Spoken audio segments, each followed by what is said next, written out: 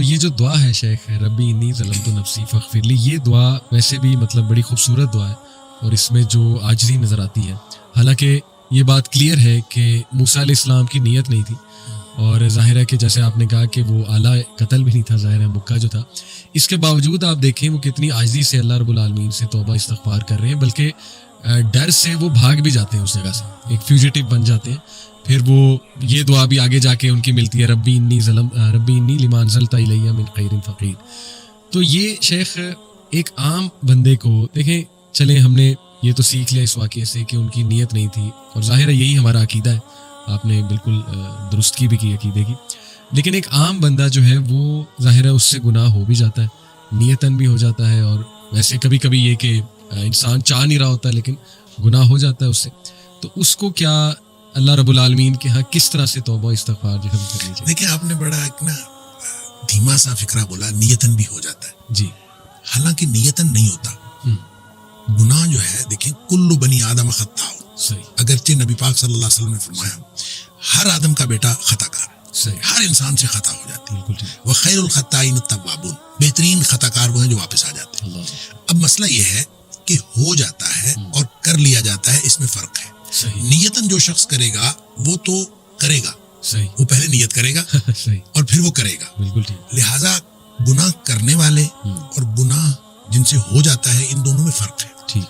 لیکن جو شخص گناہ کرتا ہے، اللہ تعالیٰ نے سورہ نساء کے اندر بھی اس کی وضاحت فرمائی ہے، فرق بتایا کہ کچھ لوگ ایسے ہیں کہ جن سے گناہ ہوتا ہے ثم یتوبون من قریب، وہ فوراً توبہ کرتے ہیں. اللہ. اچھا، ایک یہ ہے کہ وہ گناہ کیے جاتے ہیں کہ جب موت قریب آ جاتی ہے پھر وہ کہتے ہیں کہ اب میں توبہ کرتا ہوں، ان کی توبہ اللہ قبول نہیں کرتا. اب ان دونوں میں فرق کیا ہے؟ فرق وہ نیت سے کرنے کا اور ہو جانے کا ہے.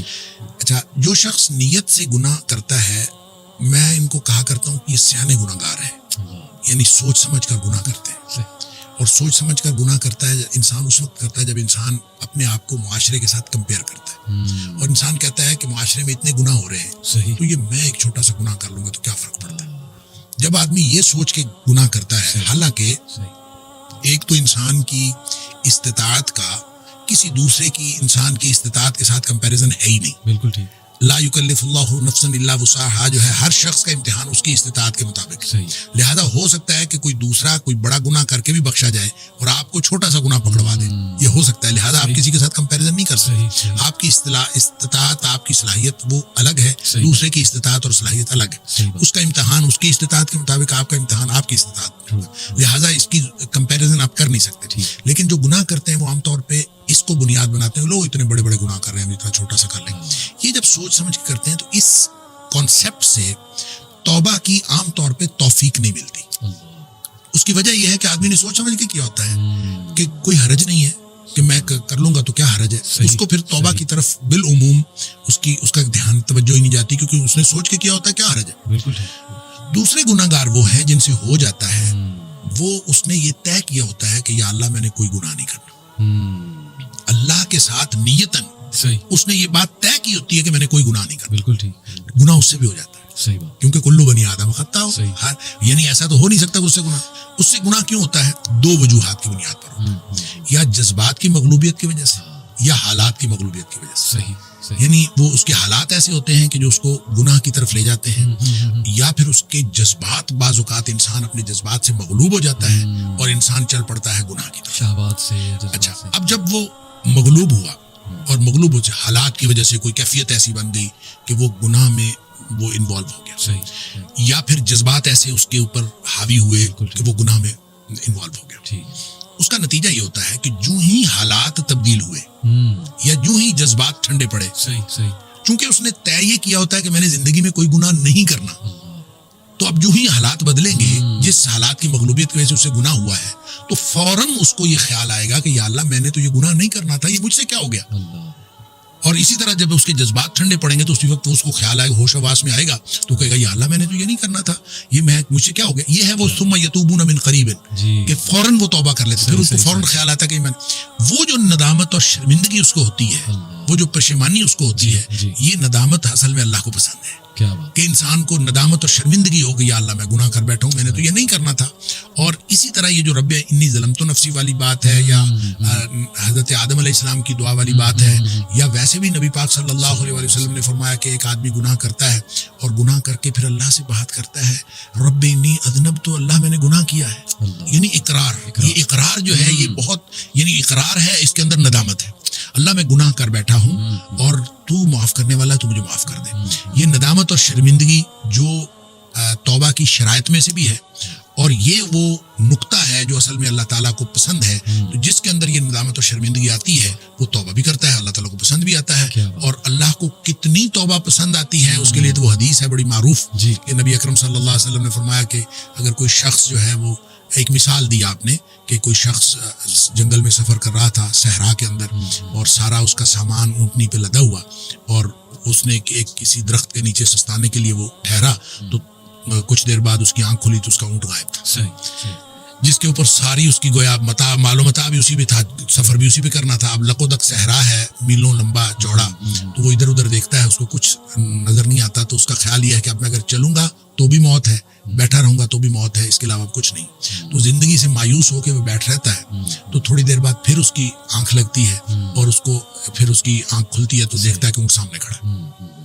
اتنا خوش ہوتا ہے کہ وہ کہتا ہے اللہم انت عبدی وانا ربک، اللہ تو میرا بندہ اور میں تیرا رب. اور نبی پاک صلی اللہ علیہ وسلم فرمایا کہ اخطا من شدت الفرح، اس نے یہ جو الٹ بات کہی، کہنا تھا کہ اللہ تو میرا رب اور میں تیرا بندہ، یہ جو بات الٹ کہی نبی پاک صلی اللہ علیہ وسلم اخطا من شدت الفرح، اس نے خوشی کی شدت کی وجہ سے بات الٹ کی. یعنی اس کو سمجھ نہیں آئی، اتنا خوش تھا اس کو سمجھ نہیں آئی، اور وہ خوشی کی شدت کی وجہ سے الٹ بات کر گیا. نبی پاک صلی اللہ علیہ وسلم فرمایا اس شخص کو جتنی خوشی ہوئی ہے نا، اللہ کو اپنے بندے کی توبہ سے اس سے زیادہ خوشی ہوتی ہے. کیا بات ہے، کیا بات. اب اس کے بعد کیا بات باقی رہ جاتی ہے. سبحان اللہ. شیخ میں غور کر رہا تھا حضرت موسیٰ علیہ السلام کے واقعے پہ. سورہ قصص میں اللہ رب العالمین نے ان کی لائف کا ایک بڑا اسپیشل فیز بتایا نبوت سے پہلے، کہ ان سے غصے میں اور غلطی میں ایک بندہ جو ہے وہ قتل ہو گیا. تو اس کے بعد فوراً انہوں نے اپنے اندر جو ہے وہ ایک ڈر محسوس کیا، اور وہ دعا بھی بلکہ درج ہے کہ انہوں نے کہا ربی انی ظلمت نفسی فاغفر لی. اور اللہ رب العالمین نے باقاعدہ بتایا کہ ہم نے اسے معاف بھی فرمایا. تو شیخ یہ میں غور کر رہا تھا کہ اتنا امید والا واقعہ ہے. کبھی کبھی انسان سے کوئی اتنی بڑی غلطی ہو جاتی ہے، اور یہ اگر ہم اس پہ سوچیں تو یہ دنیاوی اینگل سے تو بہت بڑی غلطی ہے. یعنی آج کوئی اس طرح کرے تو آپ سوچیں کہ وہ کتنی ٹینشن میں آ جائے گا وہ بندہ. تو کبھی کبھی انسان سے کچھ ایسی کوتاہی، کوئی غلطی ہو جاتی ہے کہ وہ بھی سوچ میں پڑ جاتا ہے میں نے کیا کیا، یہ مجھ سے کیا ہوا، اور پھر وہ اوور تھنکنگ کرتا ہے، پھر بہت زیادہ کوستا ہے اپنے آپ کو، ریگریٹ میں جاتا ہے بہت زیادہ انسان. تو شیخ اس واقعے کو سامنے رکھتے ہوئے، ہیومن نفسیات کو سامنے رکھتے ہوئے کہ واقعی انسان سے گناہ ہو جاتے ہیں، غلطی میں، کوتاہی میں کچھ ایسا ہو جاتا ہے جو بہت کوئی بڑی چیز ہوتی ہے، پھر وہ اللہ سے معافی مانگتا ہے، اللہ معاف بھی کرتا ہے. تو یہیں سے میں سٹارٹ کرنے ہوں گا کہ موسیٰ علیہ السلام کے واقعے سے کیا کیا ہمیں سبق جو ہے نا وہ ملتے ہیں. بسم اللہ الرحمن الرحیم. دیکھیں، گناہ کرنا اور گناہ ہو جانا اس میں فرق ہے. صحیح. تو موسیٰ علیہ السلام نے گناہ کیا نہیں تھا، بالکل صحیح، بالکل صحیح. ان سے ہو گیا تھا، اس لیے کہ ان کی نیت تو ہرگز ان کو اس کو مارنے کی نہیں تھی. بالکل صحیح. اور دوسری بات یہ ہے کہ جو آلہ قتل تھا وہ بھی مارنے والا تو تھا ہی نہیں. صحیح صحیح. تو آپ نے تو ایک مکہ مارا تھا اور مکے سے وہ مر گیا. بالکل ٹھیک. تو اب مکہ کسی کو جب کوئی بھی شخص مارتا ہے تو کبھی بھی یہ آلہ قتل نہیں ہوتا. بالکل ٹھیک، بالکل ٹھیک. اور اس لیے یہ کہنا کہ حضرت موسیٰ علیہ السلام نے اس کو مارا تھا، تو مارا تو تھا ہی نہیں، وہ مر گیا تھا. نیت نہیں تھی. اس لیے جو ہے اس کو عمل الشیطان بھی کہا گیا. انہوں نے کہا کہ یہ شیطان کی طرف سے تھا، کہ یہ میری طرف سے نہیں تھا، یہ شیطان کی طرف سے. لیکن بہرحال انہوں نے رب انی ظلمت نفسی کہا، اللہ تعالیٰ سے معافی مانگی، اور اللہ تعالیٰ نے اس کو معاف کر دیا.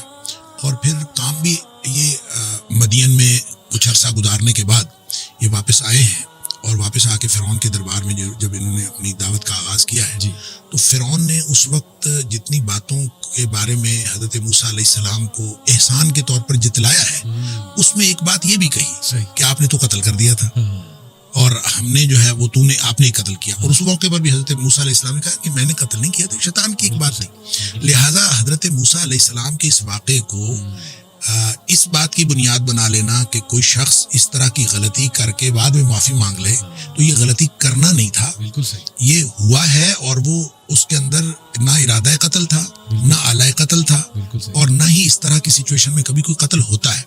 اس لیے حضرت موسیٰ علیہ السلام کا کوئی عمل وہ تھا ہی نہیں, اور اس کو اللہ تعالیٰ نے معاف بھی کر دیا اور انہوں نے معافی مانگ لی اور اللہ تعالیٰ نے معاف کر دیا. بالکل صحیح, الحمدللہ.